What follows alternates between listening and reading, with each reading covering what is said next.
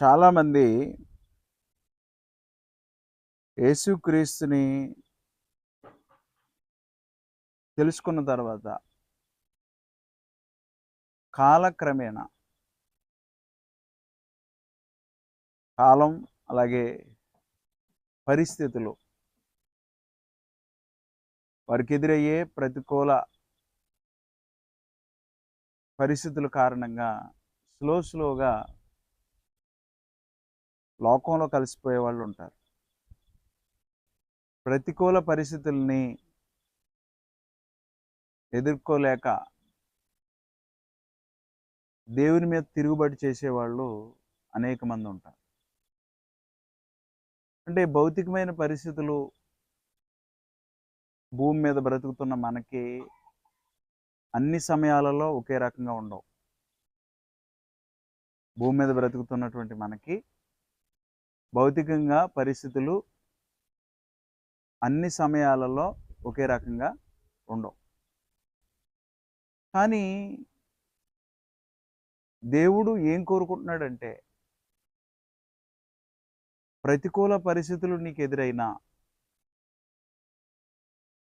కాలము పరిస్థితులు నీకు అనుకూలంగా లేకపోయినా, దేవుని పిల్లలు దేవుని వాక్యానికి అనుగుణంగా బ్రతకాలని దేవుడు కోరుకుంటున్నాడు. పరిస్థితులు ఖచ్చితంగా అన్ని వేళలా ఒకే రకంగా ఉండవు. ఎవరికైనా సరే పరిస్థితులు మార్పు చెందుతూ ఉంటాయి. మానవ జీవితంలో సుఖం ఉంటుంది, దుఃఖం ఉంటుంది, బాధ, వేదన, శోధన అనేకం మనిషి జీవితంలో అనుభవిస్తూ ఉంటాడు. కానీ దేవుడు ఏం కోరుకుంటున్నాడు ఒక వ్యక్తి నుంచి అంటే, ప్రతి పరిస్థితిలో సంతోషంగా ఉన్నప్పుడు, వేదన పొందుతూ ఉన్నప్పుడు, శ్రమ అనుభవిస్తూ ఉన్నప్పుడు, ప్రతికూల పరిస్థితులు ఎదురైనప్పుడు, ప్రతి పరిస్థితుల్లో దేవుని వాక్యాన్ని పట్టుకుని, దేవుని మాటను పట్టుకుని బ్రతకాలని దేవుడు కోరుకుంటున్నాడు. భూమి మీద ఉన్నటువంటి మనిషికి పరిస్థితులు మారుతూ ఉంటాయి. భౌతికంగా పరిస్థితులు మారుతూ ఉంటాయి.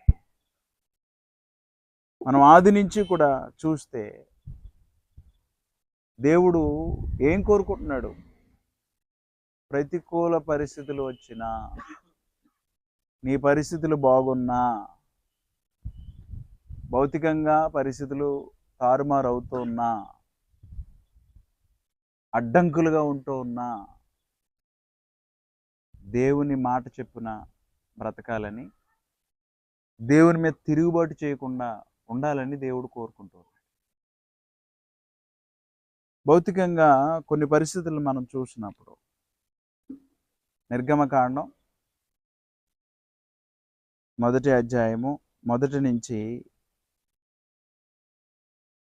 ఇలా ఉంది.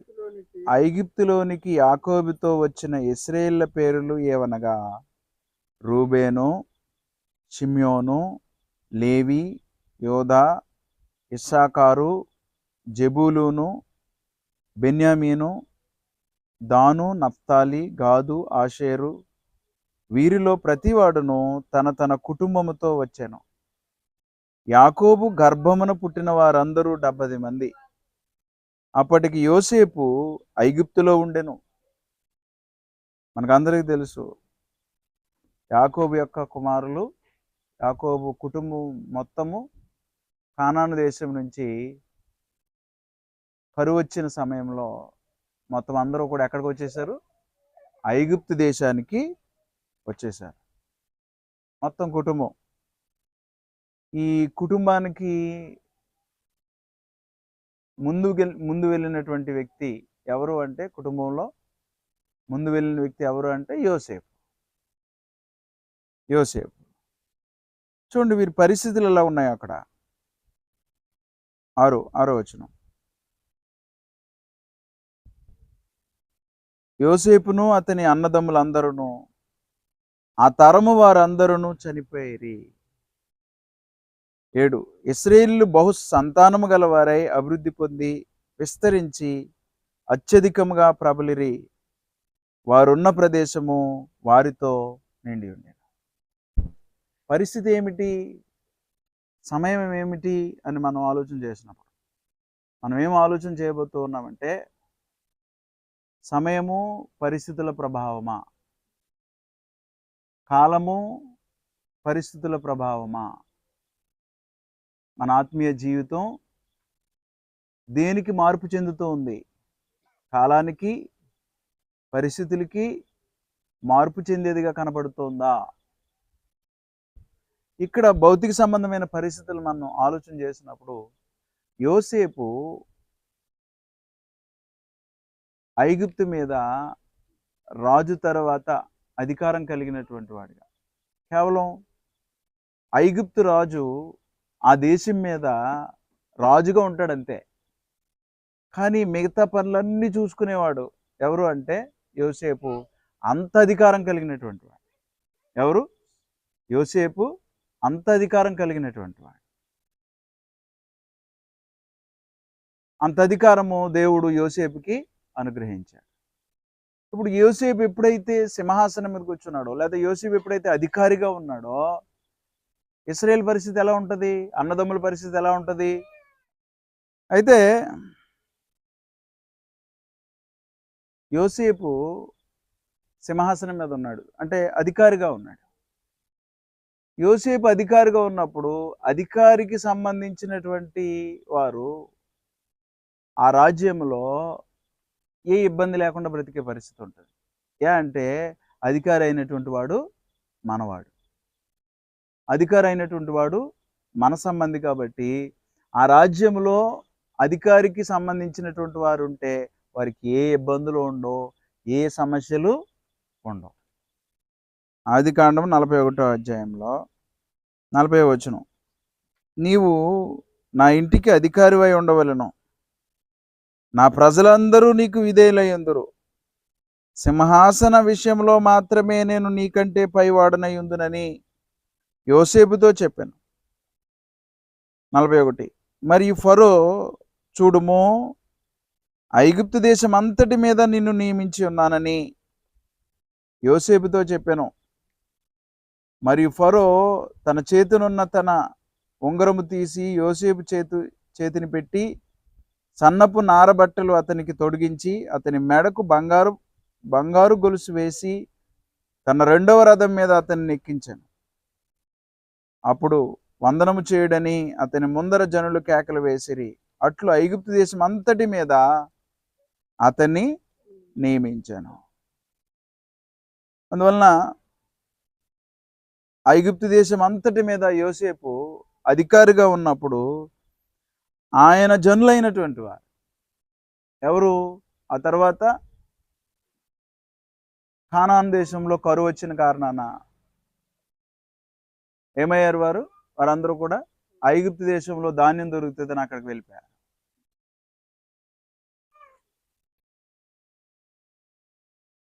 ఎప్పుడైతే ఐగుప్తు దేశానికి వారు వెళ్ళిపోయారో, వారి కుటుంబం అంతా వెళ్ళిపోయారో, వారు సెపరేట్గా ఒక ప్రాంతంలో ఉంటూ ఉన్నారు. ఏ ప్రాంతం అది? గోషేను. 46వ అధ్యాయంలో మీకు కనబడుతుంది గోషేను. గోషేను ప్రాంతంలో ఇశ్రాయేలీలు ఆ ప్రాంతంలో కాపురం ఉన్నారు. ఇప్పుడు నేను చెప్పేది ఏంటంటే, అది యోసేపు అధికారిగా నియమించబడినటువంటి సమయం. ఆ సమయంలో పరిస్థితులు ఎలా ఉన్నాయి? ఇశ్రాయేలీలకు ఫేవర్గా ఉన్నాయి. ఇశ్రాయేలీలకి సమస్యలు ఉంటాయా అంటే సమస్యలు ఉండవు. వెట్టి సాకిరి ఉండదు, దాసిరికం ఉండదు, ఇబ్బంది లేకుండా బ్రతికే పరిస్థితులు ఉన్నాయి. కారణం ఏంటంటే అధికారి మనోడు, అధికారి మన బంధువు కాబట్టి ఏమి లేదు, వారికి ఎలాంటి ఇబ్బందులు లేవు. పరిస్థితులు అది యోసేపు పరిపాలిస్తున్న సమయంలో పరిస్థితులు ఎలా ఉన్నాయి? ఇశ్రాయేలుకి ఏ అడ్డంకులు, ఇబ్బందులు లేవు. పరిస్థితులు ఒకేలా ఉంటాయా? ఉండవు. నిర్గమకాండంకి వచ్చాను. ఇప్పుడు పరిస్థితులు మార్పు చెందుతూ ఉన్నాయి. 6వ వచనం, యోసేపును అతని అన్నదమ్ములందరూ ఆ తరము వారందరూ చనిపోయారు. యోసేపును అతని అన్నదమ్ములందరూ ఆ తరము వారందరూ చనిపోయారు.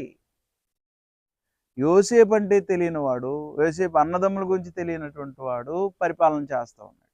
ఎక్కడ? ఐగుప్తు మీద. ఇప్పుడు పరిస్థితులు ఎలా ఉంటాయి? మార్పు చెందుతాయి.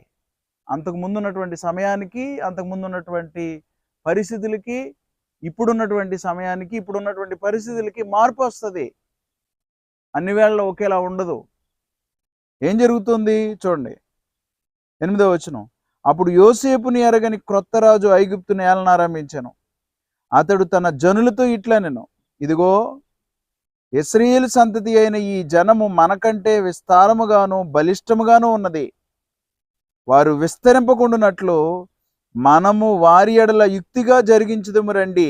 లేని ఎడల యుద్ధము కలుగునప్పుడు మన శత్రువులతో చేరి మనకు విరోధముగా యుద్ధం చేసి ఈ దేశంలో నుండి వెళ్ళిపోదురేమో అనెను. కాబట్టి వారి మీద పెట్టిన భారములలో వారిని శ్రమ పెట్టుటకు వెట్టి పనులు చేయించు అధికారులను వారి మీద నియమింపగా, వారు ఫరో కొరకు ధాన్యాదులను నిల్వ చేయు పీతోము రామశేషను పట్టణములను కట్టిరి. అయినను ఐగుప్తీయులు వారిని శ్రమ పెట్టిన కొలది, ఇప్పుడు శ్రమ అంతకుముందు ఉందా? లేదు. శ్రమ పెట్టిన కొలది వారు విస్తరించి ప్రబలిరి. గనుక వారు ఇశ్రాయేలీయుల ఎడల అసహ్యపడిరి. ఇశ్రాయేలు చేత ఐగుప్తీయులు కఠినముగా సేవ చేయించుకున్నారు. ఎలాగూ? అంతకుముందు ఉందా కఠినమైన సేవ? లేదు. 14. వారు ఇశ్రాయేలు చేత చేయించుకున్న ప్రతి పనియు కఠినముగా ఉండెను. వారు జిగటమంటి పనిలోనో, ఇటుకల పనిలోనో, పొలములో చేయు ప్రతి పనిలోనో కఠిన సేవ చేయించి వారి ప్రాణములను విసికించిరి. యోసేపు ఇశ్రాయేలీయుడు. ఆయన పరిపాలన చేస్తున్నప్పుడు, ఆయన అధికారిగా ఉన్నప్పుడు ఏ ఇబ్బంది లేదు. ఎప్పుడైతే ఆయన లేడో, యోసేపుని ఎరగనటువంటి రాజు సింహాసనం మీదకి ఎక్కాడో, పరిస్థితులు మార్పు చెందుతూ వచ్చాయి. పరిస్థితులు ఎప్పుడైతే మార్పు చెందుతూ ఉన్నాయో, సమయం మారిందో, ఇశ్రాయేలీయులకి మిక్కిలి శ్రమలు వచ్చినాయి. కఠినంగా ఆ రాజు శిక్షిస్తూ ఉన్నాడు. దేంట్లో అంటే పనిలో. మట్టి వాళ్ళే తెచ్చుకోవాలి, మట్టి జిగటమన్ను వారే తయారు చేసుకోవాలి, దానికి కావాల్సిన గడ్డిని వారే తయారు చేసుకోవాలి, ఆ ఇటుకలు చేసి మళ్ళీ ఏం చేయాలి? పట్టణాలు కట్టాలి. ఈ పనంతా వారిదే. కఠినమైన దాసి. అంటే ఇలాంటి పరిస్థితులు గుర్తుపెట్టుకోండి. మన జీవితంలో కూడా, మన దైనందిన జీవితాల్లో భౌతికమైన పరిస్థితులు అన్ని వేళలా ఒకేలా ఉండవు. కొన్నిసార్లు ఆనందించే పరిస్థితులు ఉంటాయి, కొన్నిసార్లు మనకి ప్రతికూల పరిస్థితులు ఎదురవుతాయి. ఎదురైనప్పుడు పరిస్థితులు మారుతూ ఉంటాయి. సిచ్యుయేషన్స్ సంతోషించినప్పుడు, ఇప్పుడు యోసేపు అధికారిగా ఉన్నప్పుడు ఇశ్రాయేల్ ప్రజలు ఎలా ఉంటారు? సంతోషంగా ఉంటారు. ఎప్పుడైతే యోసేపును ఎరగనటువంటి రాజు పరిపాలన చేస్తూ ఉన్నాడో, పరిస్థితులు ఎప్పుడైతే తారుమారైనవో, ఇశ్రాయేలు బాధను అనుభవిస్తూ ఉన్నారు, ఇబ్బంది పడుతూ ఉన్నారు, పరిస్థితులు మారుతూ ఉన్నాయి. అయితే దేవుడు కోరుకునేది ఒకటే, గుర్తుపెట్టుకోండి. నీ పరిస్థితులు ఎలాగున్నప్పటికీ, ఇవి ఎప్పుడు మారుతూనే ఉంటాయి మన జీవితంలో, గుర్తుపెట్టుకోండి. మనం చనిపోయేంత వరకు పరిస్థితులన్నీ ఒకేలాగా ఉండవు, మార్పు చెందుతూ ఉంటాయి. కానీ మన పరిస్థితులు ఎలా ఉన్నప్పటికీ దేవుని పిల్లలు దేవుని వాక్యానుసారంగా బ్రతకాలని దేవుడు కోరుకుంటూ ఉన్నాడు. దేవుని వాక్యానుసారంగా ప్రతి పరిస్థితి, ప్రతికూల పరిస్థితులు వచ్చినప్పుడు కూడా దేవుని వాక్యానుసారంగా బ్రతికి నిలబడాలని ఆయన కోరుతూ ఉన్నాడు. ఒక మాట మీకు గుర్తు చేస్తాను. యోబు అంటాడు, యోబు ఆస్తి పోగొట్టుకోలేదు, యోబు అతని సంతానాన్ని పోగొట్టుకోలేదు, అతని పశువులను పోగొట్టుకోలేదు.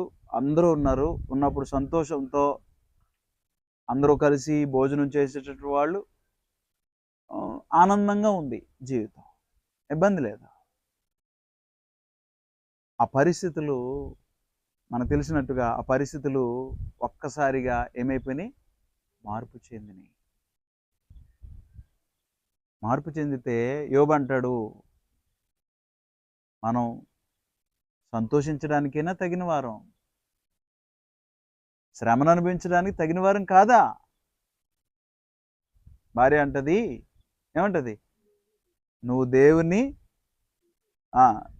దూషించి శపించి ఏం చేయాలి? చచ్చిపో.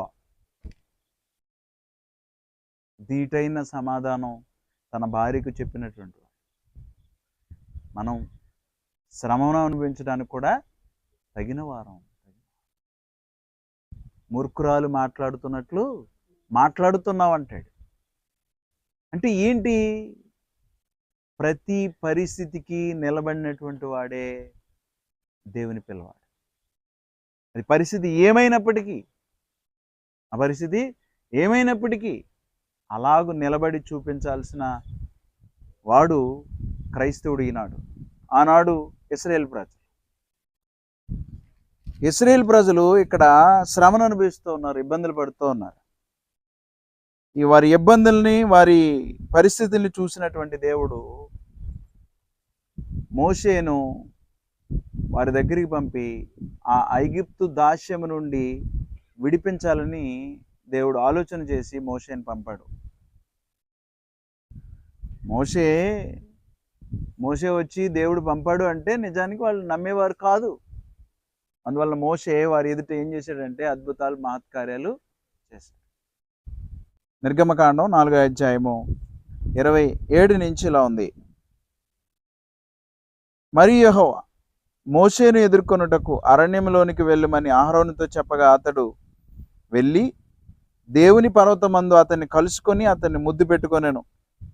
అప్పుడు మోషే తన్ను పంపిన యెహోవా పలుకమన్న మాటలన్నిటినీ, ఆయన చేయను ఆజ్ఞాపించిన సూచక్రియలన్నిటినీ అహరోనుకు తెలిపెను.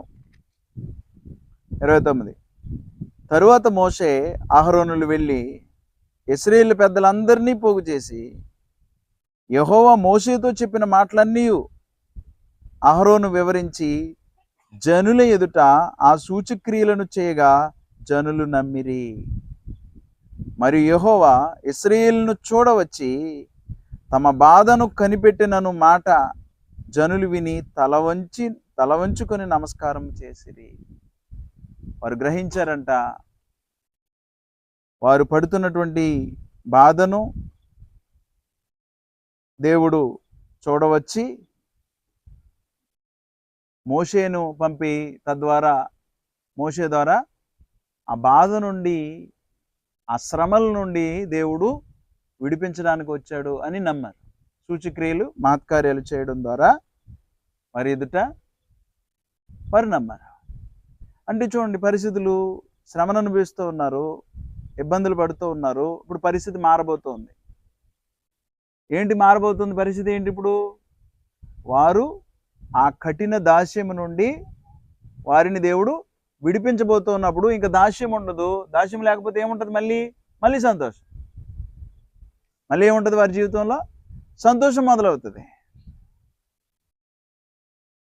అందువలన ఇప్పుడు సంతోషించే పరిస్థితులు ఇశ్రాయేలు ఎడల కనబడబోతూ ఉన్నాయి. ఎంతగా సంతోషించే పరిస్థితులు అంటే, వారు ఇశ్రాయేలు అందరూ కూడా, యాకోబు పుట్టిన వారు, వారి పిల్లలు అందరూ కూడా ఐగుప్తు దేశంలో దేవుడు చేసినటువంటి 10 అద్భుతాలు చూశారు వారు కళ్ళారా. మనకు తెలుసు కళ్ళారా ఎన్ని చూశారు వాళ్ళు? 10 అద్భుతాలు చూశారు. ఆ 10 అద్భుతాలు నీటిని రక్తంగా మార్చడం, ఆ దేశం రాజ్యం నిండా పేలు రావడం, కప్పలు చనిపోవడం, గడ్డల రోగం, వడగండ్లు, అర్థమవుతుందా? కటిక చీకటి, దట్టమైన చీకటి. చివరిది మనం చూసుకుంటే, చివరిది ఏంటి? ఐగుప్తు ప్రజల్లో తొలి సంతానం చనిపోవడం. ఇలాగూ 10 అద్భుతాలు దేవుడు వారి కళ్ళ ముందు ఉంచాడు. ఎలా ఉంటుందండి పరిస్థితి? అంతవరకు కఠిన దాస్యంలో బ్రతుకుతున్నటువంటి వారు ఇప్పుడు దేవుని యొక్క సూచక్రియలు, దేవుడు అద్భుతాలు చేస్తూ ఉన్నప్పుడు, మహత్కార్యాలు చేస్తూ ఉన్నప్పుడు నిజంగా అద్భుతంగా వారు సంతోషించే కార్యక్రమమే. అవి చూసి దేవుని యందు నమ్మిక ఉంచే కార్యక్రమమే. నమ్మిక ఉంచాలి. పరిస్థితులు మారుతూ ఉన్నాయి. దేవుడు ఇశ్రాయేలు పక్షా నుండి ఐగుప్తీయులతో పోరాడే పరిస్థితులు వారికి కనబడుతూ ఉన్నాయి. అందువల్ల ఇప్పుడు మనం దాస్యం నుంచి విడుదలవుతాం, ఈ దాస్య బతుకులు ఉండవు, మన దేవుడు ఉన్నాడు అనే సంతోషం వారి హృదయంలో కలిగే పరిస్థితులే కనబడుతూ ఉన్నాయి. అంతకుముందు కఠిన దాస్యం, ఇప్పుడు కఠిన దాస్యం నుండి వారు విడుదల పొందుతూ ఉన్నారు. మనకందరికీ తెలిసినట్లుగా విడుదలై వారు ఏమవుతూ ఉన్నారు? నడుచుకుంటూ వెళ్ళిపోతూ ఉన్నారు. ఎక్కడికి వెళ్ళాలి ఇప్పుడు? దేవుడు ఏమని చెప్పాడు? పాలు తేనెలు ప్రవహించు కానాను దేశాన్ని మీకు ఇస్తాను అన్నాడు. ఇక్కడేమో కఠిన దాస్యం అనుభవిస్తూ ఉన్నారు, చాలా ఇబ్బందులు పడుతూ ఉన్నారు. అలాంటి వారికి దేవుడు ఏమి ఇస్తానంటున్నాడు? పాలు తేనెలు ప్రవహించు దేశాన్ని ఇస్తానని చెప్పాడు వాడు. అప్పుడు ఎంత ఆనందం! ఇప్పుడు దేవుడు ఏదైతే అనుగ్రహిస్తానన్నాడో నిజానికి దాని మీద వారు నమ్మకం ఉంచాలి. ఆ నమ్మకం ఉంచడానికి దేవుడు ఏం చేశాడంటే ఖచ్చితంగా ఏం చేశాడు? 10 అద్భుతాలు వారి కళ్ళ ముందు ఉంచాడు. దేవుడిని నమ్మడానికి, దేవుడు చెప్పింది చేస్తాడు అని అనడానికి వారి కళ్ళ ముందు మహత్కార్యాలు, సూచక్రియలు అనేకం అనుగ్రహించాడు. ఇప్పుడు సంతోషంతో ఇప్పుడు దాస్యం నుంచి విడుదలయ్యారు అనుకోండి, ఎలా వెళ్తారు వాళ్ళు? ఎంత సంతోషం! జైల్లో ఉన్నవాడు రిలీజ్ అయ్యాడు అనుకోండి, మొదటి రోజు ఎలా ఉంటుంది? జైల్లో ఉన్నవాడు రిలీజ్ అయితే మహదానందం. ఎప్పుడు నా సొంత వారిని చూస్తానా, ఎప్పుడు నా రక్త సంబంధాలను చూస్తానా, ఎప్పుడు నేను అందరితో ఉండేవాడిని కదా వాళ్ళని చూస్తానా అని ఎగిరి గంతులేస్తూ ఉంటాడు. ఎప్పుడు చూస్తాను, ఎప్పుడు రిలీజ్ అవుతాను. ఇప్పుడు ఎప్పుడైతే దాస్యంలోంచి వాడు బయటకు వచ్చారో మహదానందంతో వెళ్తూ ఉన్నారు. పరిస్థితులు మారినాయి, దాస్యం లేదు, ఇంకా వీళ్ళని ఎదుర్కొనే వాళ్ళు లేరు. ఐగుప్తులో తొలి సంతానం చనిపోతే వాళ్ళని పంపేయండి అన్నాడు ఫరో రాజు. సంతోషంతో వెళ్ళిపోతూ ఉన్నారు, సంపదతో వెళ్ళిపోతూ ఉన్నారు. వెళ్ళిపోతున్నటువంటి వారికి పరిస్థితులు మళ్ళీ మార్పు చెందుతూ ఉన్నాయి. పరిస్థితులు సంతోషించే పరిస్థితులు కనబట్ల. సడన్ గా పరిస్థితులు మారినాయి. కళ్ళ ముందు అడ్డంకులు ఎదురైనాయి. ఆ అడ్డంకి ఏమిటంటే ఎదురుగా ఎర్ర సముద్రం వచ్చింది.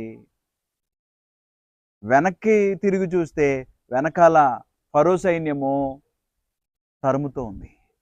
ఇది పరిస్థితి. పరిస్థితులు మార్పు చెందినాయి. పరిస్థితులు ఒకే రకంగా ఉండవు. మానవ జీవితంలో మార్పు చెందుతూ ఉన్నాయి. కాలం మారింది. యోసేపు పరిపాలించిన కాలం కాదు. లేకపోతే దేవుడు అద్భుతాలు చేస్తూ ఉంటే అది చూసి సంతోషించే కాలం కాదు అది. ఇప్పుడు పరిస్థితులు ఎర్ర సముద్రం కనబడుతుంది, వెనకాల ఫరో సైన్యం కనబడుతూ ఉన్నప్పుడు ఇలాంటి సమయంలో కూడా దేవుడిని పట్టుకుని ఉండి దేవుని మీద తిరుగుబాటు చేయకుండా ఉండాలని, పరిస్థితులు ఎలా ఉన్నప్పటికీ దేవుని వాక్యానుసారంగా బ్రతకాలని, దేవుడు కోరుకున్నట్లుగా బ్రతకాలని, దేవుని యందు విశ్వాసం ఉంచి బ్రతకాలని దేవుడు కోరుకుంటూ ఉన్నాడు. అయితే వీరు అలాగూ బ్రతికినటువంటి వారు కాదు. నిర్గమకాండం 14వ అధ్యాయం 10వ వచనం నుంచి ఇలా ఉంది. ఫరో సమీపించుచుండగా ఇశ్రాయేలీయులు కన్నులెత్తి ఐగుప్తీయులు తమ వెనుక వచ్చుట చూచి మిక్కిలి భయపడి యెహోవాకు మొర్రపెట్టిరి. అంతట వారు మోషేతో, దేవునికి మొర్రపెట్టడంలో ఏమైనా ఇబ్బంది ఉందా? అంతవరకు ఏమి ఇబ్బంది లేదు. సమస్యలు ఉన్నాయి, ఇబ్బందులు వచ్చినాయి, పరిస్థితులు బాగోలేదు, దేవునికి మొర్రపెట్టి ప్రార్థన చేసావు, అడుగుతున్నావు ఆయన్ని, ఏం ఇబ్బంది లేదు. అక్కడికి సమస్య ఏమి లేదు. మొరపెట్టినందుకు దేవునికి మొరపెట్టొచ్చా? మొరపెట్టచ్చు, సమస్యల్లో ఇబ్బంది ఏమి లేదు. అయితే చూడండి తర్వాత వచనం 11. అంతటి వారు మోషేతో, ఐగుప్తులో ఐగుప్తులో సమాధులు లేవని ఈ అరణ్యంలో చచ్చుటకు మమ్మల్ని రప్పించితివా? మమ్మల్ని ఐగుప్తులో నుండి బయటికి రప్పించి మమ్మల్ని ఇట్లు చేయనేలా? మా జోలికి రావద్దు, ఐగుప్తీయులకు దాసులు మగుదుమని ఐగుప్తులో మేము నీతో చెప్పిన మాట ఇదే కదా. మేము ఈ అరణ్యమందు చచ్చుట కంటే ఐగుప్తీయులకు దాసుల మగుటయే మేలని చెప్పిరి. అంటే ఏం మర్చిపోయారు వీళ్ళు? ఏం మర్చిపోయారు? దేవుడు చేసిన సూచక్రియలు కానీ, దేవుడి మీద ఎంత నమ్మకం ఉంచొచ్చో వీరు కళ్ళారా చూసినవన్నీ మర్చిపోయారు. కఠినమైన మనసు కలిగినటువంటి వారు అయిపోయారు. దేవుడు చేసిన గుర్తుకు రావట్లా. మళ్ళీ ఏమంటున్నారు అంటే, మేము మళ్ళీ ఐగుప్తుకు వెళ్ళిపోతాం. అరే, ఐగుప్తులో పరిస్థితులు బాగోలేదనే కదా దేవుడు బయటికి విడిపిస్తూ ఉన్నాడు. విడుదల చేసి కానాను, పాలు తేనెలు ప్రవహించి కానాను దేశం తీసుకెళ్లాలని దేవుడు నడిపించుకుంటూ వస్తూ ఉన్నాడు. అంటే కాన్సన్ట్రేషన్ దేని మీద లేదు అంటే, పొందబోయే కానాను దేశం మీద మీకు కనుదృష్టి లేదు. ఎంతసేపు ప్రతికూల పరిస్థితులు వచ్చినప్పుడు దేని వైపు చూస్తూ ఉన్నారు వీళ్ళు? ప్రతికూల పరిస్థితులు వచ్చినప్పుడు దేని వైపు చూస్తూ ఉన్నారు? మళ్ళీ ఐగుప్తు వైపు చూస్తూ ఉన్నారు. ఈనాడు కూడా అనేక మంది గుర్తుపెట్టుకోండి, మనం లోకాన్ని విడిచిపెట్టాం, పాపాన్ని విడిచిపెట్టాం, ఈ లోక ఆచార పద్ధతులను విడిచిపెట్టాం. కానీ మనకి ప్రతికూల పరిస్థితులు ఎదురైనప్పుడు మళ్ళీ అనేక మంది ఈ పరిస్థితుల ప్రభావం వారి మీద పడి వారు ఏమవుతూ ఉన్నారంటే, చాలామంది మళ్ళీ లోకంలో కలిసిపోతున్నటువంటి వారు అనేక మంది ఉన్నారు. మళ్ళీ ఆచార వ్యవహారాల్లో దిగిపోతున్నటువంటి వారు అనేక మంది ఉన్నారు. మళ్ళీ పాపంలో దిగిపోతున్నటువంటి వారు అనేక మంది ఉన్నారు. ఏదైతే విడిచిపెట్టారో ఆ జీవితానికి మళ్ళీ వెళ్ళిపోతున్నటువంటి వారు ఉన్నారు. ఇలాంటి వారి కోసము దేవుడు పరలోకం ఇవ్వాలని దేవుడు ఆలోచన చేయట్లా. ఆనాడు ఇశ్రాయేలీయులు ఎప్పుడు ఐగుప్తు కోసం ఆలోచన చేస్తూ ఉంటే, దేవుడు ఎంత గొప్పవాడో దేవుడు తన్ను రుజువు చేసుకున్నాడు. పరమ కానాను అంటే భౌతిక సంబంధంగా పాలు తేనెలు ప్రవహించే దేశాన్ని, కానాను దేశాన్ని వారికి ఇస్తానని చెప్తూ ఉన్నాడు. ఈనాడు మనకైతే పరమ కానాను మన కళ్ళ ముందు ఉంచాడు. వెంటనే చెప్తున్నారు, ఐగుప్తులో సమాధులు లేవని ఈ అరణ్యంలో చంపడానికి మమ్మల్ని తీసుకొచ్చారు. దేవుని యొక్క ఆలోచన అదే. నిజానికి ఏమండి, ఇశ్రాయేలుని తీసుకొచ్చింది అరణ్యంలో చంపడానికా? అరణ్యంలో చనిపోతుంటే దేవుడు సంతోషపడతాడా? కాదు. ఖచ్చితంగా కానాను దేశాన్ని మీకు అనుగ్రహిస్తానని దేవుడు మాట్లాడుతుంటే, కనీసం దేవుని యందు విశ్వాసం ఉంచి నిలబడలేని పరిస్థితి వీళ్ళు. సణుక్కోవడమే ప్రతిదానికి సణుగులు, శోధన దేవుని మీద. అంటే దేవుని మీద తిరుగుబాటు చేసే జనాంగం ఎక్కువైపోయారు. ఈనాడు కూడా అంతే. ఎలాగునంటే చూడండి, నిర్గమకాండం 7వ అధ్యాయం 23-24లో, జరిగిన దానిని మనస్సున పెట్టక ఫరో తిరిగి తన ఇంటికి వెళ్ళెను. జరిగిన దానిని మనస్సున పెట్టక, ఏదైతే ఇశ్రాయేల్ కనుల ఎదుట జరిగిందో దాన్ని మనసు పెడితే పాలు తేనెలు ప్రవహించే దేశం మీద మనసు పెడతారు. కనుదృష్టి దాని మీద ఉండను. అది స్వతంత్రించుకోవాలనే ఆలోచన ఉండను. కానీ జరిగిన దాన్ని మనసు పెట్టలేని కారణాన వీరు ఏం చూస్తున్నారంటే, భౌతికమైన పరిస్థితులను చూసి దేవుని మీద తిరుగుబాటు చేస్తూ ఉన్నారు. ఐగుప్తులో సమాధులు లేవని అరణ్యంలో చంపడానికి మమ్మల్ని తీసుకొచ్చావంటే, నిజానికి మోషే ఆహారాలను తీసుకొచ్చారా? ఏమండి, మోషే ఆహారాలను తీసుకొచ్చారా? దేవుడు తీసుకొచ్చాడా? దేవుడు తీసుకొచ్చాడు. ఆ జ్ఞానం లేకుండా మోషే ఆహారాల మీద సనుక్కుని, దేవుని మీద సనుక్కుని ఇశ్రాయేలు అందరూ కూడా తిరుగుబాటు చేసిన వారుగా, దేవుని శోధించిన వారుగా మనకు కనబడుతూ ఉన్నారు. నిర్గమకాండం 14వ అధ్యాయంలో కంటిన్యూ చేద్దాం. 12వ వచనం. అక్కడ కూర్చో. మా జోలికి రావద్దు, ఐగుప్తీయులకు దాసులు మగుదుమని ఐగుప్తులో మేము నీతో చెప్పిన మాట ఇదే కదా. మేము ఈ అరణ్యమందు చచ్చుట కంటే ఐగుప్తీయులకు దాసులు మగుటయే మేలని చెప్పిరి. 13. అందుకు మోషే, భయపడకుడి, యెహోవా మీకు నేడు కలుగజేయు రక్షణను మీరు ఓరక నిల్చుండి చూడుడి. మీరు నేడు చూచిన ఐగుప్తీయులను ఇక మీదట మరి ఎన్నడూనూ చూడరు. యెహోవా మీ పక్షమున యుద్ధము చేయును, మీరు ఊరకయే ఉండవలనని ప్రజలతో చెప్పాను. మొట్టమొదటి సనుగులు వారిని నడిపించుకుని అరణ్యంలో నడిపించుకుంటూ వస్తూ ఉన్నప్పుడు ఎంతగా ప్రొటెక్ట్ చేస్తూ వస్తూ ఉన్నాడో, కనీసం ఆ జ్ఞానం లేకుండా రాత్రి వేళ అగ్నిస్తాము, పగటి వేళ మేఘస్తాం, ఇంతగా దేవుడు వారిని కాపాడుతూ వస్తూ ఉంటే పరిస్థితుల కారణంగా దేవుని మీద తిరుగుబడి చేసే జనాంగం అయిపోయారు. అలాంటప్పుడు మళ్ళీ దేవుడు వెంటనే ఉగ్రత చూపించకుండా వారి మీద ఏం చేస్తున్నాడు? దయ చూపించి, జాలి చూపించి దేవుడు ఏం చేస్తూ ఉన్నాడంటే, మీరు అలా నిల్చుండి చూడండి, దేవుని ద్వారా మీకు రక్షణ కలుగుతుంది. అంటే సంతోషించే కార్యక్రమాన్ని దేవుడు వారి కళ్ళ ముందు ఉంచాడు. మళ్ళీ పరిస్థితులు మారుతూ ఉన్నాయి, ప్రతికూల పరిస్థితులు వస్తూ ఉన్నాయి. దేవుని దయ వలన పరిస్థితులు మళ్ళీ సంతోషించే పరిస్థితులు వారి జీవితంలో కనబడుతూ ఉన్నాయి. ఎర్ర సముద్రాన్ని 2 పాయలు చేశాడు దేవుడు. దాని మధ్యన నడుచుకుంటూ వెళ్ళిపోయారు 6 నెలల్లో. 2 పాయలు చేశాడు దేవుడు. దాని మధ్యన నడుచుకుంటూ వెళ్ళిపోయారు 6 నెలల్లో. వెనకాల వస్తున్నటువంటి ఐగుప్తు సామ్రాజ్యాన్ని, ఐగుప్తు రాజుని, అలాగే ఆ సైన్యాన్ని అంతటిని కూడా ఎర్ర సముద్రంలో ముంచివేశాడు. ఐగుప్తు సైన్యాన్ని మీరు ఎన్నడూనూ చూడరు అన్నాడు. అలాగే దేవుడు ఐగుప్తీయుల్ని ఎర్ర సముద్రంలో ముంచివేసి వారిని ఎర్ర సముద్రం దాటించి, ఎవరిని? ఇశ్రాయేల్ని ఎర్ర సముద్రం దాటిస్తే ఏం చేశారు? ఇప్పుడు సంతోషించే సమయం కదా. ఏం చేస్తున్నారు? 15వ అధ్యాయంలో ఏం చేస్తున్నారు? సంతోష గానం చేస్తూ ఉన్నారు. సంతోషం వచ్చినప్పుడు ఏం చేయాలంటే ఈనాడు కూడా కీర్తన పాడాలి. వాళ్ళు కీర్తన పాడుతూ ఉన్నారు.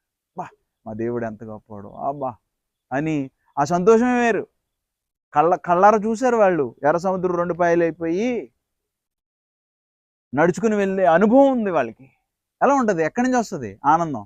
హృదయంలోంచి పొంగుకుంటూ వస్తుంది. ఎవరు కాదన్నా సరే కీర్తిస్తారు, దేవుడిని స్తుతిస్తారు.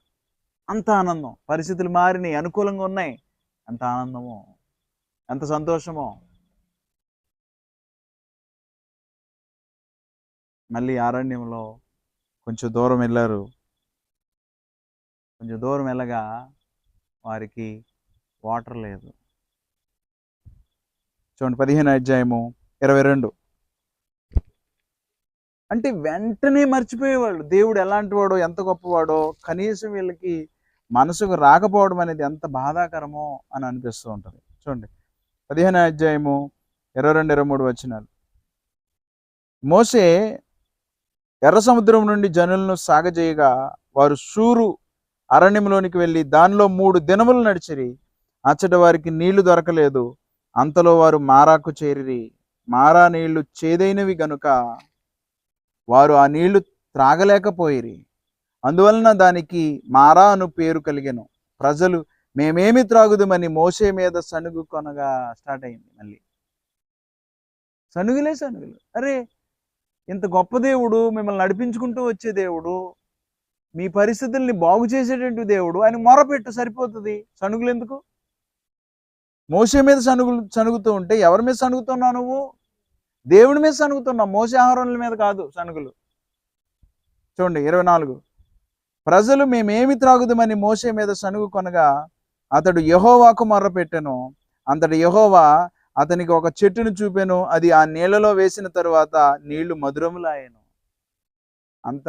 అంత గొప్ప దేవుడు వారి తోడై ఉండి నడిపిస్తూ ఉంటే దేవుని ఎదురు తగ్గించుకుని ఆయనకు మొరపెట్టినప్పుడు ఆయన సహాయం చేసేవాడే. అలా చేయట్లేదు వీళ్ళు. ముందు సనుగులు. అయితే ఇక్కడ ఏమన్నాడు చూడండి, అక్కడ ఆయన వారికి కట్టడను విధిని నిర్ణయించి అక్కడ వారిని పరీక్షించి. ప్రతికూల పరిస్థితులు మనకు ఎదురవుతూ ఉంటే దాంట్లో దేవుని పరీక్ష ఉంటుంది, గుర్తుపెట్టుకోండి. సంతోషంగా ఉన్నప్పుడు నువ్వు దేవుని పట్టుకుని ఎలా ఉంటూ ఉన్నావు. ప్రతికూల పరిస్థితులు ఎదురవుతూ ఉన్నప్పుడు నువ్వు ఎలా నిలబడతావు. దేవుని నుండి మనకు పరీక్ష ఉంటుంది అనేది గుర్తుపెట్టుకోవాలి. దేవుడు పరీక్షిస్తూ ఉంటాడు ప్రతికూల పరిస్థితులు. ఈనాడు అలాంటి ప్రతికూల పరిస్థితులు ఎదురైనప్పుడు మనుషులు ఆనాడు ఇశ్రాయేలీయుల వలె ఈనాడు కూడా అనేక మంది దేవుణ్ణి శోధించేవారే, దేవుని మీద సణుక్కునేవారే, లోకంలో కలిసిపోయేవారే. దేవుని వాక్యాన్ని పట్టుకునే వాళ్ళు బహు అరుదు, అక్కడక్కడ కనపడుతూ ఉంటారు. కానీ దేవుడు అయితే ఏం కోరుకుంటున్నాడంటే ప్రతికూల పరిస్థితుల్లో నువ్వు నేను కూడా ఎలా ఉండాలి? మార్పు లేనటువంటి వారమై దేవుని వాక్యాన్ని పట్టుకుని దేవుని మీద తిరుగుబాటు చేయకుండా నిలబడాలని కోరుకుంటున్నాడు. అండ్ ఆయన ఆహారం ఇవ్వడా? ఏమంటే ఆయన వాటర్ ఇవ్వడా? మనకి గాలి ఇవ్వడా బ్రతకడానికి? ప్రతి మానవునికి దేవుడు ఏం చేస్తున్నాడంటే వాని అవసరతలు తీరుస్తూ ఉన్నాడు. వాని అవసరతలు తీరుస్తూ ఉన్నాడు అందరికీ. ఇంక దేని గురించి? ప్రతికూల పరిస్థితులు వచ్చినప్పుడు మనిషి నిలబడకపోవడం, ఎవరిని సంతోషపెట్టాలని, ఎవరు మెప్పు కావాలి మనిషికి అంటే ప్రతికూల పరిస్థితులు వచ్చినప్పుడు లోకాన్ని చూస్తాడు తప్ప దేవుణ్ణి చూడడు. అది పరిస్థితి.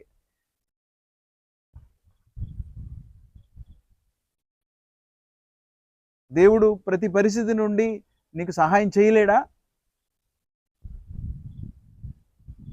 ఇశ్రాయేలు ప్రజలు వారికి ఎంత సహకారం అందుతున్నప్పటికీ వారు ఏమయ్యారు? శోధించే వాళ్ళు అయిపోయారు, వారు సణుక్కునేవారు అయిపోయారు. చూడండి 26 ఇంకో మాట అంటున్నాడు, చూడండి ఎంత భరోసా ఇస్తున్నాడు ఆయన.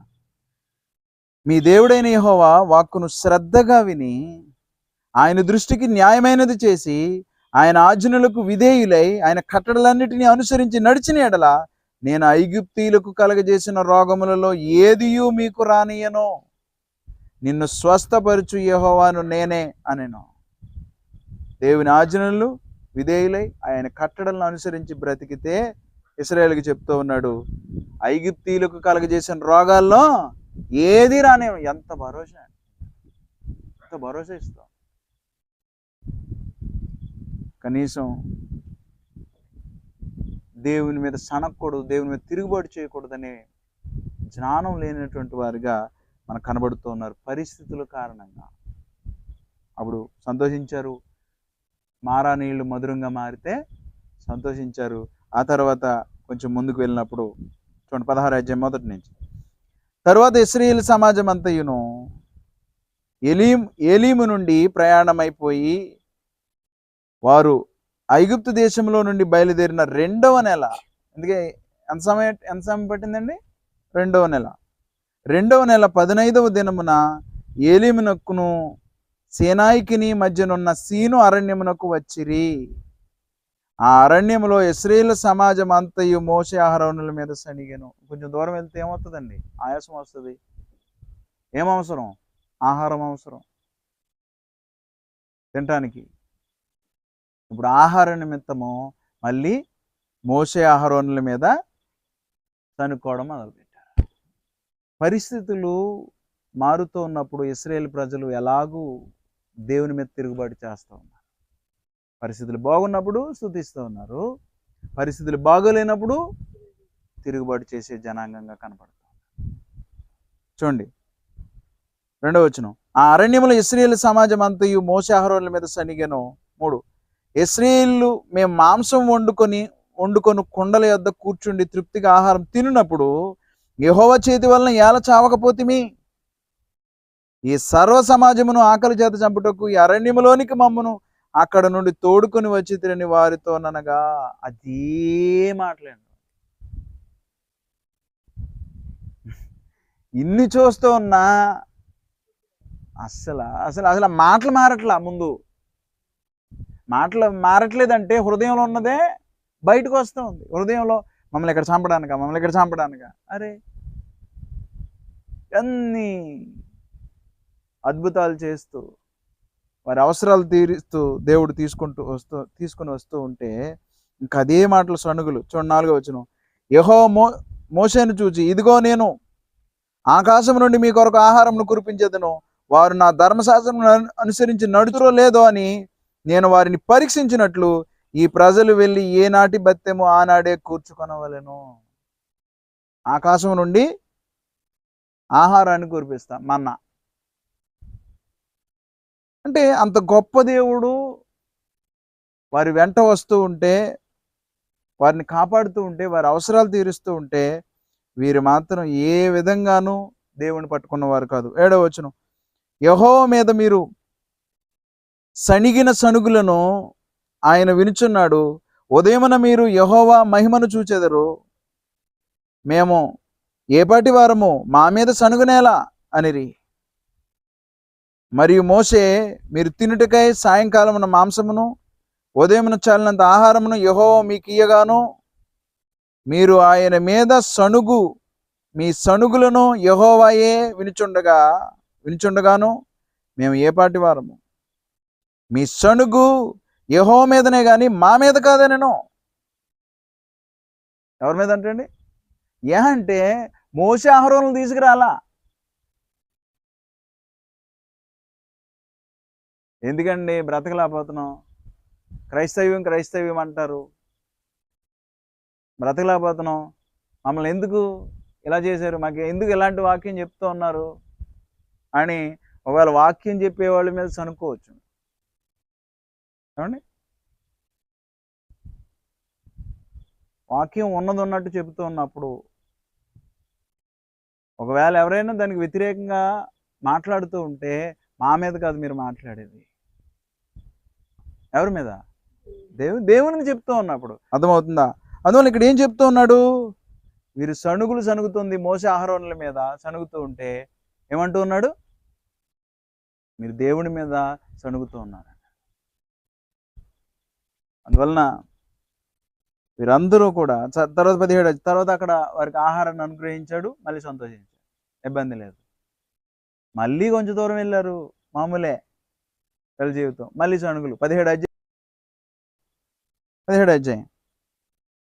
తరువాత ఇశ్రాయేలు సర్వ సమాజము యెహోవా మాట చొప్పున తమ ప్రయాణములలో సీను అరణ్యం నుండి ప్రయాణమైపోయి రెఫీదీములో దిగిరి. ప్రజలు తమకు త్రాగ నీళ్లు లేనందున మోషేతో వాదించుచు, త్రాగుటకు మాకు నీళ్ళిమ్మని అడుగగా, మోషే, మీరు నాతో వాదింపనేలా, యెహోవాను శోధింపనేలా అని వారితో చెప్పాను. శోధించడం మొదలుపెట్టాను. దేవుణ్ణి శోధించే జనాభా, దేవుని మీద సణుగుకునే జనాభా. దేవుడు నీళ్ళు ఇవ్వలేడా? ఆయన ఎదురు తగ్గించుకుని మొరపెడితే ఆయన ఇవ్వడా? సణుగులు ఎందుకు? అంటే దేవుని మీద ఆధారపడని జీవితాలు ఇవి ఇశ్రాయేలు యొక్క జీవితాలు అరణ్యంలో. దానికి కారణంగా ఏం జరిగింది అని మనం ఆలోచన చేసినప్పుడు ఏం జరిగిందండి? ఇలాంటి సణుగులు మానట్లా ఏం జరిగింది? ద్వితీయోపదేశకాండం 1వ అధ్యాయం 1-2 వచనాలు.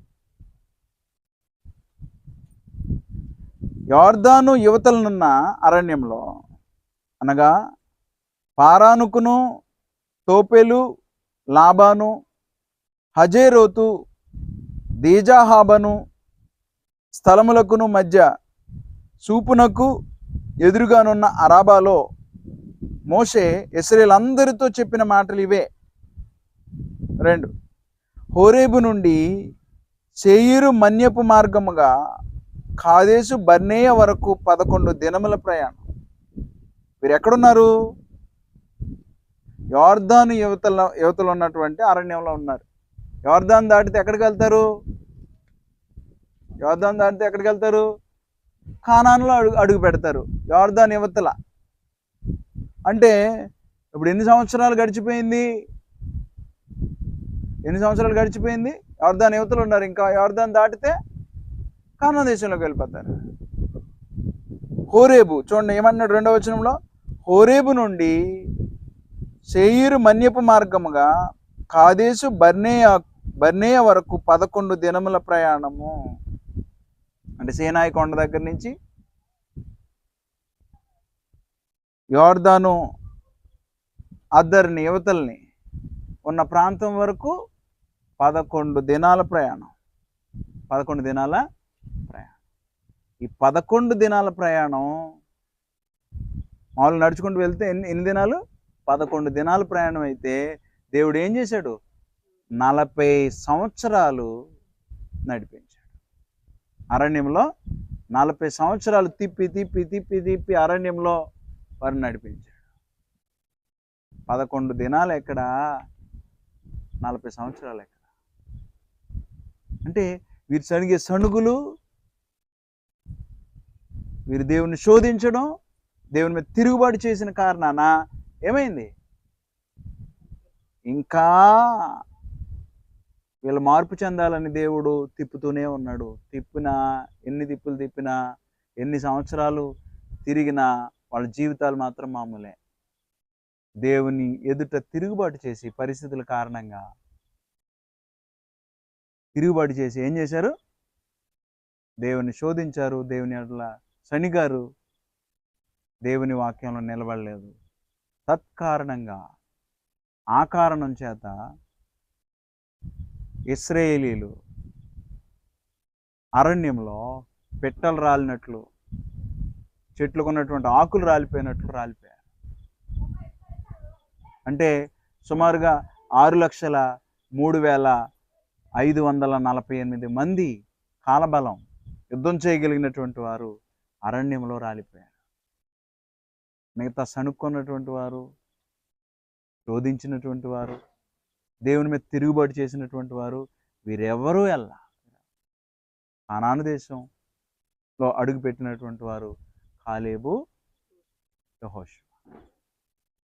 ఈనాడు కూడా మనం గుర్తుపెట్టుకోవాలి, దేవుని పిల్లలంగా మనం పరమ కానాను చేరుకోవాలని, అంటే పరలోకం చేరుకోవాలని ఈ భూమి మీద ప్రయాణం చేస్తూ ఉన్నాం. వారు అరణ్యంలో ప్రయాణం చేశారు, మనం ప్రయాణం చేస్తూ ఉన్నాం, పరలోకం వైపు ప్రయాణం చేస్తూ ఉన్నాం. మన కనుదృష్టి ఎప్పుడు పరలోకం మీద ఉన్నప్పుడు భౌతికమైన పరిస్థితుల వలన, ప్రతికూల పరిస్థితుల వలన, అడ్డంకుల వలన దేవుని మీద తిరుగుబాటు చేయము, దేవుణ్ణి శోధించము, దేవుని మీద సణుక్కోము. ఎప్పుడు? నీ కనుదృష్టి నువ్వు పొందుకోబోయే దాని మీద ఉన్నప్పుడు. వీళ్ళకి అసలు ఎదుర పాలుతేనెలు ప్రవహించే దేశం ఉన్నదనే జ్ఞానం లేదు వీళ్ళకి అసలు. దేవుడు అది ఇవ్వబోతూ ఉన్నాడు మనకి, మనం నిలబడదాం, దేవుడు సహాయం చేస్తాడు, ఏం పర్వాలా, ఇబ్బందులు వచ్చినా సమస్యలు వచ్చినా మనం నిలబడదాం, దేవుని మాట ప్రకారం, ఆయన ధర్మశాస్త్రం ప్రకారం బ్రతుకుదాం అని బ్రతికినటువంటి మనుషులు కాదు. ఈనాడు క్రైస్తవ జీవితం జీవిస్తున్నటువంటి అనేక మంది ఎలా బ్రతుకుతున్నారో మీరు ఆలోచించండి. ప్రతికూల పరిస్థితులు వచ్చినప్పుడు, ప్రతికూల పరిస్థితులు వారికి ఎదురైనప్పుడు ఎలాగూ వారు దేవునికి దూరం అయిపోతూ ఉన్నారో మనం ఆలోచన చేయాల్సినటువంటి వారమే. మన పరిస్థితులు ఎలా ఉన్నాయో అసలు, ప్రతికూల పరిస్థితులు, అడ్డంకులు మన జీవితానికి ఎదురుగా వచ్చినప్పుడు మనం ఎలా ఉన్నాం? ప్రభువైన యేసుక్రీస్తు వారిని అనేక మంది వెంబడించారు.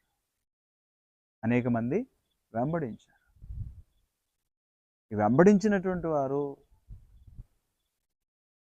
ఆయన్ని కడవరకు, ఆయన ఈ భూమి మీద ఉన్నంత వరకు వెంబడించినటువంటి వారు మళ్ళీ తక్కువ అయిపోయారు. స్టార్టింగ్లో అనేక మంది వెంబడించినటువంటి వారు కనపడుతున్నారు. లూకాసు వార్త 10వ అధ్యాయము మొదటి నుంచి. అటు తరువాత ప్రభువు 70 మంది ఇతరులను నియమించి తాను వెళ్ళబోవు ప్రతి ఊరికిని ప్రతి చోటికిని తనకంటే ముందు ఇద్దరిద్దరినిగా పంపెను. పంపినప్పుడు ఆయన వారితో ఇట్లనెను, కోత విస్తారముగా ఉన్నది, కాబట్టి కోత యజమానుని తన కోతకు పనివారిని పంప వేడుకొనుడి. మీరు వెళ్ళుడి, ఇదిగో తోడేళ్ల మధ్యకు గొర్రె పిల్లలను పంపినట్టు నేను మిమ్మల్ని పంపించున్నాను. వగైరే విషయాలు ఆయన తన శిష్యులకి చెప్పాడు. శిష్యుల్లో ఎంతమంది ఉన్నారండి? ఇక్కడ ఇలా చూడాలి. ఎంతమంది ఉన్నారు? సుమారుగా 70 మంది ఉన్నారు. బహుజన సమూహములు వెంబడించినాయి ఆయన అనేక మార్లు. ఇక 75 మందిని ఇద్దరిద్దరుగా పంపి లోకంలోనికి పంపుతూ ఉన్నాడు ఆయన కంటే ముందుగా. కానీ ఎప్పుడైతే ప్రతికూల పరిస్థితులు ఎదురైనాయో, ప్రభువైన యేసుక్రీస్తు వారి మాటలే వారికి అడ్డంకులుగా తయారైనాయి. వారు అర్థం చేసుకోలే. యోహాను సువార్త 6వ అధ్యాయము 60వ వచనం ఇలా ఉంది, ఆయన శిష్యులలో అనేకులు ఈ మాట విని, ఇది కఠినమైన మాట, ఇది ఎవడు వినగలడని చెప్పుకొనిరి. ఏది కఠినమైన మాట? ఏది కఠినమైన మాట?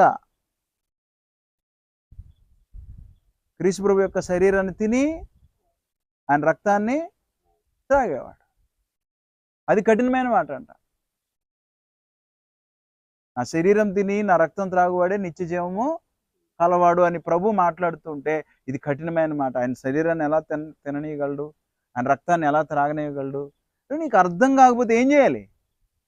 ప్రభు అసలు దీని అర్థం ఏంటి? నేను అర్థం చేసుకోలేకపోతున్నాను. యథార్థత ఉందనుకోండి, ఏం చేస్తాడు ఆ వ్యక్తి? అడుగుతాడు, అడిగి తెలుసుకుంటాడు. అలా అడిగి తెలుసుకునే మనస్తత్వం లేదు. ఇది కఠినమైన మాట, ఇది కఠినమైన మాట అని ప్రభువును వెంబడించంటే వాడికి అర్థం కాకపోతే అక్కడి నుంచి విడిచిపెట్టేశాడు ప్రభు. ఇది కఠినమైన మాట, ఎవడు ఇలా బ్రతకగలడు అని అప్పటి నుంచి యేసుక్రీస్తుని వెంబడించడం మానేశాడు. చూడండి 6:66. అప్పటి నుండి ఆయన శిష్యుల్లో అనేకులు వెనుక తీసి మరి ఎన్నడూను ఆయనను వెంబడింపలేదు. మరి ఎన్నడూను ఆయనను వెంబడింపలేదు. అనేక మంది ఆయన్ని వెంబడించడం మానేశారు. అంటే ఇది కఠినమైన మాట. ఇప్పుడు దేవుని వాక్యము ఉన్నదన్నట్లుగా చెప్పేటప్పుడు ఎలా ఉంటుందండి? ఎలా ఉంటుంది? కఠినంగా ఉంటుంది. కఠినంగా ఉంటుంది. అనేక మార్లు ఎలా కనబడుతుంది? కఠినంగా. ఇలా ఎవడు బ్రతుకుతాడు అని అనేక మంది నాతో అన్న మాటలు నాకు తెలుసు. అలాగైతే ఆవిడ బ్రతుకుతాడండి, చాలా కష్టం. కానీ బ్రతకడం అలవాటైతే చాలా ఈజీ. దాన్ని పర్వతంలో చూసినప్పుడు కఠినంగానే కనబడుతుంది, వాక్యానుసారంగా బ్రతికేటప్పుడు. కానీ బ్రతకడం అలవాటు చేసుకుంటే చాలా ఈజీ. మరి అప్పటి నుంచి ప్రభువుని వెంబడించడం మానేశారండి. ఇంకెంతమంది మిగిలారు? 12 మంది మిగిలారు. 12 మందిలో కూడా ఒకడు వెంబడిస్తున్నాడు, కానీ వాడు సాతాను. అందువలన అనేక మంది వెంబడిస్తున్నట్లుగా కనబడతారు, కానీ సాతానులు అనేక మంది ఉంటారు. అందరూ పరలోకం వెళ్తారంటే లేదు. అంటే కారణం ఏంటంటే వెంబడిస్తూ ఉంటాడు, లోకం మీద ఆలోచన. ఇస్కరియోతు యోధ అదే కదా పరిస్థితి. వెంబడిస్తూ ఉన్నాడు, కానీ ఆలోచన అంతా ఎక్కడుంది? ఎక్కడుంది? లోకం, ధనం. అందువల్ల మనం గుర్తుపెట్టుకోవాలి, దేవుని పిల్లలంగా ఈ భూమి మీద బ్రతుకుతున్నటువంటి మనం, ఈనాడు క్రైస్తవులుగా బ్రతుకుతున్నటువంటి మనం, మన ముందు అడ్డంకిగా అబద్ధ బోధ ఉండొచ్చు. చాలామంది అబద్ధ బోధను నమ్మి సత్యాన్ని విడిచిపెట్టేసే వాళ్ళు కొంతమందికి పరిస్థితులు బాగుండకపోవచ్చు. అది నీకు పరీక్ష. అబద్ధ బోధన కూడా నీకు వినిపిస్తున్నాడు, నువ్వు నమ్ముతావు, నీ పరీక్ష. అర్థమవుతుందా? అపోస్తులైన పౌలు బోధించి వెళ్ళిపోయిన తర్వాత చాలా కొద్ది సమయం అంట. ఆ కొద్ది సమయంలోనే వాళ్ళు ఏం చేశారంట, భిన్నమైన సువార్త తట్టుకు తిరిగిపోయారు. ఎంత త్వరగా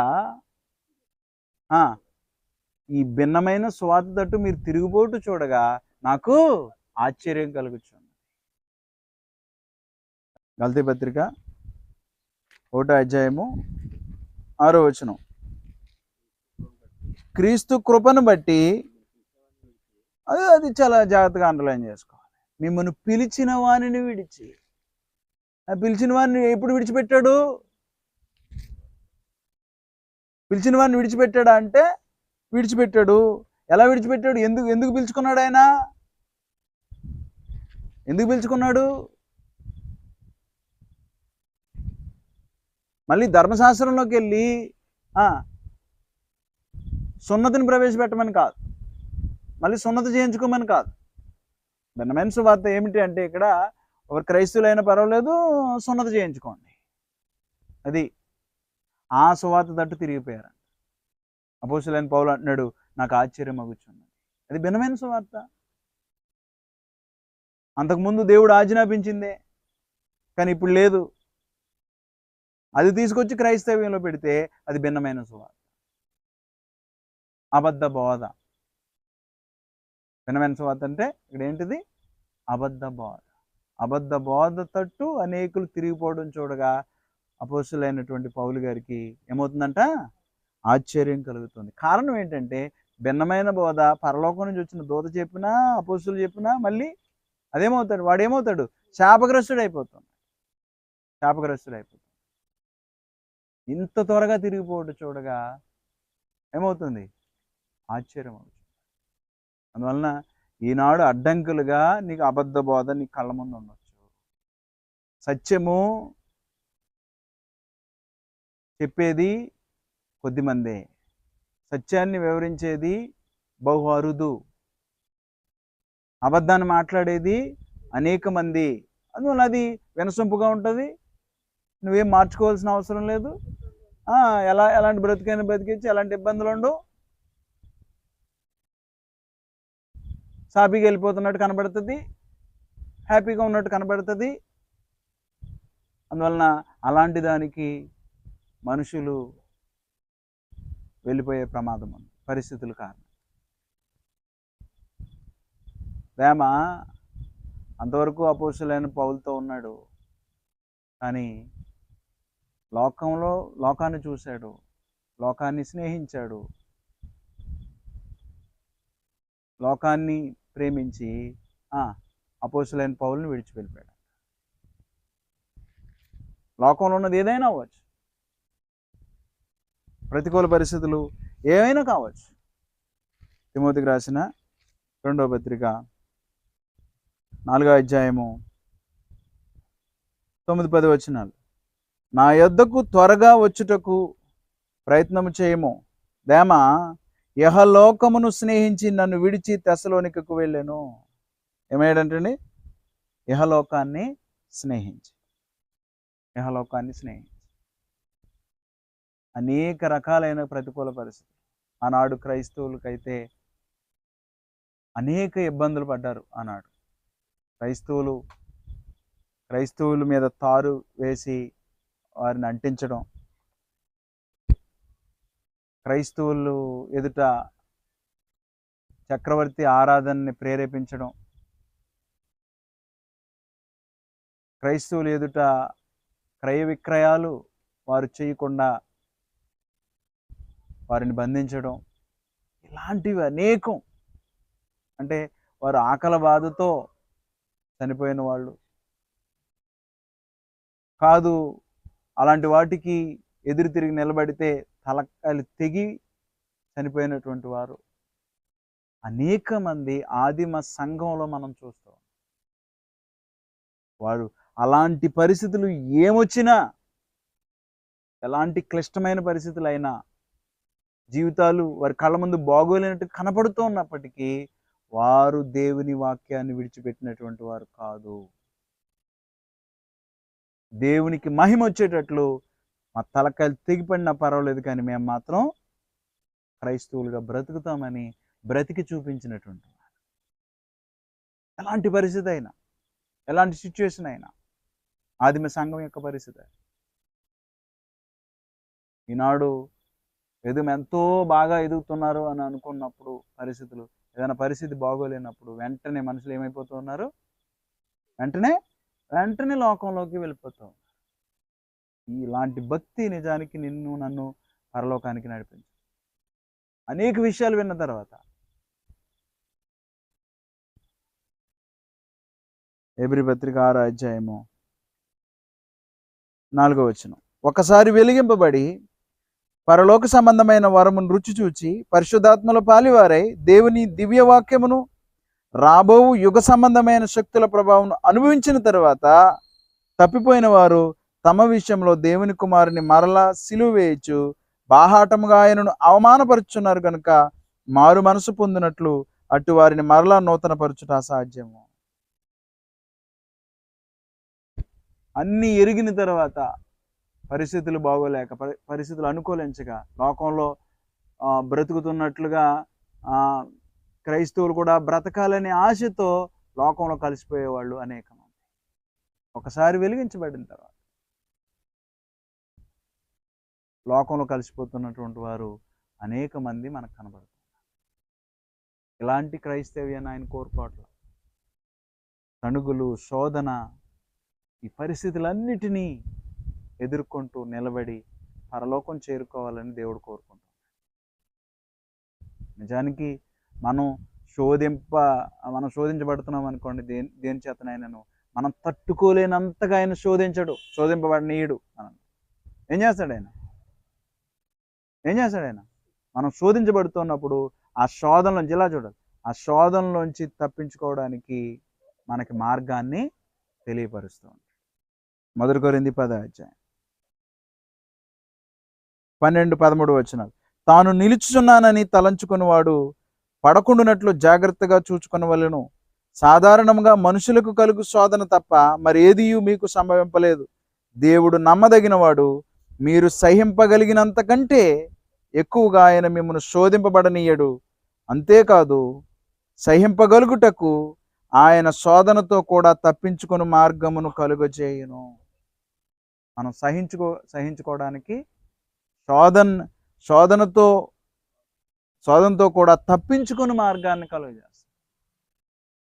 అందువల్ల ఇంతటి గొప్ప దేవుడు మనకు ఉన్నప్పుడు కొద్ది సమయం ఓర్చుకోలేని పరిస్థితులు కనబడుతున్నాయి, కొద్ది సమయం సహించలేనటువంటి పరిస్థితులు కనబడుతున్నాయి. ఆ పరిస్థితుల్లో, ప్రతికూల పరిస్థితుల్లో సహనము చూపించలేక, ఓర్చుకోలేక, శోధనని తట్టుకోలేక ఆ కొద్ది సమయం ఇంతటి భరోసా దేవుడు మనకు అనుగ్రహిస్తూ ఉన్నాడు.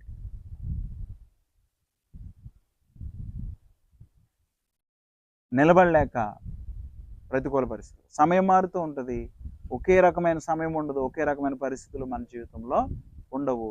దాన్ని తట్టుకోలేక లోకంలో కలిసిపోయేవాళ్ళు అనేక మంది, దేవుని మీద తిరుగుబాటు చేసేవాళ్ళు అనేక మంది.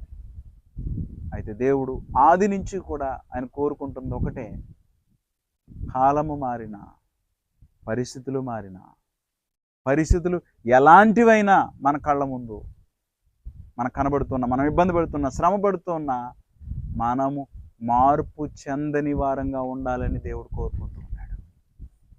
అలాంటి వారి కోసం ఎదురు చూస్తున్నాడు. అలాంటి వారికి రేపొద్దున పరలోకం ఇవ్వాలని చూస్తూ ఉన్నాడు. ఊరకనే ప్రతి చిన్న విషయానికి మార్పు చెందే వాళ్ళని కాదు. సంతోషం వచ్చినప్పుడు ఒకలాగను, శ్రమ ఎదురైనప్పుడు ఇంకొకలాగను లోకంలో కలిసిపోయి బ్రతికే వారిని కాదు దేవుడు కోరుకునేది.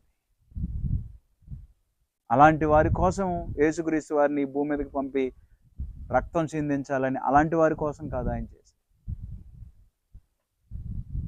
మనం దేవుని పిల్లలంగా మనం గుర్తెరిగి మన జీవితంలో ఎలాంటి పరిస్థితులు ఎదురైనా, అనుకూల పరిస్థితులు, ప్రతికూల పరిస్థితులు, ఏ పరిస్థితికైనా స్థిరంగా నిలబడి శోధన తట్టుకుంటూ దేవుణ్ణి శోధించకుండా, దేవుని మీద సణుక్కోకుండా, దేవుని మీద తిరుగుబాటు చేయకుండా మనం బ్రతికినప్పుడు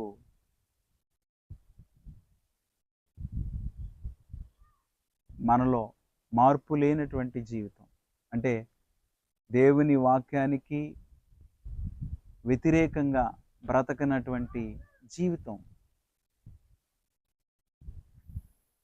దేవుణ్ణి తెలుసుకున్నప్పుడు ప్రారంభ దినాలు బాగానే ఉంటాయి. కాలక్రమేణా పరిస్థితుల ప్రభావం ఏమైపోతున్నారు మనుషులు? లోకంలో కలిసిపోతున్నారు. అలా కాకుండా ఏ ప్రభావం అయినా సరే మనం తట్టుకుని ప్రతి పరిస్థితుల్లో దేవుని వాక్యానికి అనుగుణంగా బ్రతకాలని మిమ్మల్ని అందరిని కూడా హెచ్చరిస్తూ నన్ను నేను హెచ్చరించుకుంటూ ముగిస్తాను.